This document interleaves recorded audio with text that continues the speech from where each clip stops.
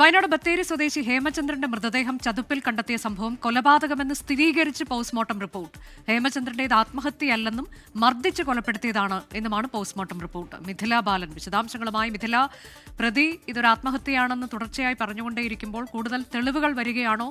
ഇത് കൊലപാതകമാണ് എന്നതിന്റെ പോസ്റ്റ്മോർട്ടം റിപ്പോർട്ടിൽ എന്താണ് വ്യക്തമാക്കുന്നത്?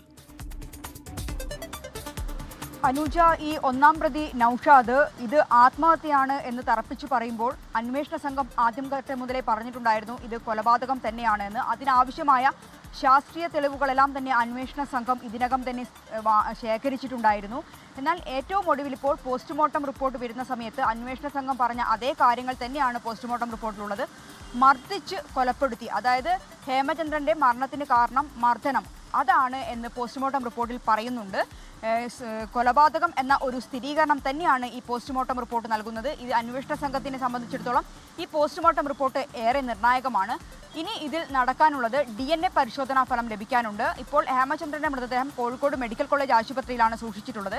DNA പരിശോധനാ ഫലം 2 ദിവസത്തിനകം ലഭിച്ചേക്കുമെന്നാണ് നിലവിൽ ലഭ്യമാകുന്ന വിവരം. അങ്ങനെ ലഭിക്കുകയാണെങ്കിൽ അതിനനുസരിച്ച് മൃതദേഹം ബന്ധുക്കൾക്ക് വിട്ടു നൽകും അന്വേഷണ സംഘം. മാത്രമല്ല, ഇതിൽ ഇനി കൂടുതൽ ചോദ്യം ചെയ്യേണ്ടതുണ്ടോ എന്ന കാര്യത്തിൽ ഒരു തീരുമാനത്തിലേക്കും അന്വേഷണ സംഘം പോകേണ്ടതുണ്ട്. ഉടൻ തന്നെ അന്വേഷണ സംഘത്തിന്റെ യോഗം ചേർന്ന് ഇക്കാര്യത്തിൽ ഒരു തീരുമാനമെടുക്കും. നിലവിൽ നമുക്ക് ലഭ്യമായ വിവരമനുസരിച്ച് ഒന്നാം പ്രതി നൌഷാദിനെ വീണ്ടും കസ്റ്റഡിയിൽ വാങ്ങി ചോദ്യം ചെയ്യാനുള്ള ഒരു തീരുമാനത്തിലേക്ക് അന്വേഷണ സംഘം പോകുന്നുണ്ട്. അനുജ, ബത്തേരി സ്വദേശി ഹേമചന്ദ്രന്റേത് കൊലപാതകമെന്ന് സ്ഥിരീകരിക്കുന്ന പോസ്റ്റ്മോർട്ടം റിപ്പോർട്ടിന്റെ വിശദാംശങ്ങളാണ് മിഥില ബാലൻ നൽകിയത്.